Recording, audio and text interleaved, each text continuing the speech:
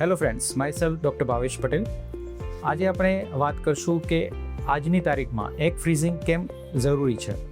આપણે સૌ જાણીએ છીએ કે જેમ જેમ સ્ત્રીની એજ વધે છે તેમ તેમ એના અંડાશયમાં સ્ત્રી બીજની ક્વોલિટી અને ક્વોન્ટિટી બંને જ ઘટતી જાય છે. અને આજના યુગમાં જ્યારે સ્ત્રીઓ પોતાના કેરિયર અને અન્ય કોઈ સામાજિક કારણોસર લેટ મેરેજ કરવાનું પ્લાન કરી રહ્યા હોય ત્યારે આ એગ ફ્રીઝિંગ એક મહત્વનું વિકલ્પ બની જાય છે. એગ ફ્રીઝિંગ ની માહિતી વિશે આપણે આગળ વધતા આપણે વાત કરીશું કે એગ ફ્રીઝિંગ કોના માટે છે. તો જે સ્ત્રીઓને કોઈ પણ કારણસર, ચાહે સામાજિક કારણ હોય, કેરિયર રિલેટેડ હોય, પ્રોફેશનલ રિલેટેડ અથવા કોઈ પણ કારણસર જો એમના મેરેજનો પ્લાન લેટ હોય તો એવી સ્ત્રીઓએ સૌ પ્રથમ પોતાનો સીરમ AMHનો રિપોર્ટ કરાવી જો એ રિપોર્ટ બોર્ડરલાઇન કે બિલો લેવલ આવતો હોય તો એવી સ્ત્રીઓએ ખાસ કરીને એગ ફ્રીઝિંગ વિશે ચોક્કસપણે વિચારવું જોઈએ. એગ ફ્રીઝિંગમાં શું કરવામાં આવે છે?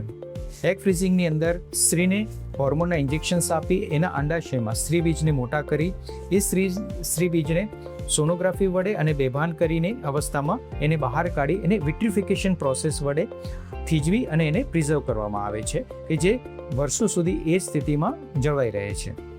હવે આપણે જાણીએ એગ ફ્રીઝિંગના ફાયદા શું છે.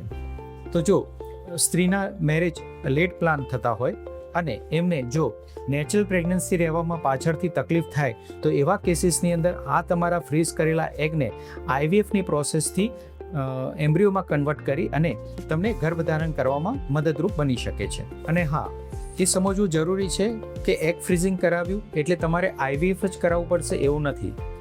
આ એગ ફ્રીઝિંગ તમારું એક પ્રિઝર્વેશન અને સેફટી માટે છે. તમે જ્યારે પણ તમારા મેરેજ કરો અને તમને જો નેચરલ પ્રેગ્નન્સી માટે ટ્રાય કરો ને નેચરલ પ્રેગ્નન્સી પણ તમારા કેસમાં રહી શકે છે. આ એગ પ્રિઝર્વ કરેલા એ તમારી સેફટી માટે છે. એ ત્યારે કામ આવે છે કે જો તમને નેચરલ પ્રેગ્નન્સી રહેવામાં કોઈ પણ જાતની તકલીફ પડે ત્યારે આ પ્રિઝર્વ કરેલા એગના ઉપયોગથી તમને પ્રેગ્નન્સી રહી શકે છે.